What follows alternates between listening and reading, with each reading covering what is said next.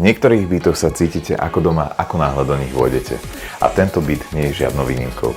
Kopec zelene, naozaj kľudný, tichý vchod a samozrejme veľmi pekný byt. Poďte sa na ňo spoločne so mnou pozrieť.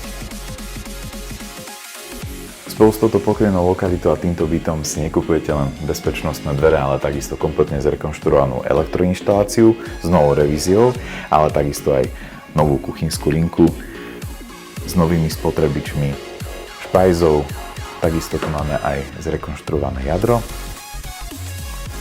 A tu prechádzame do spálne.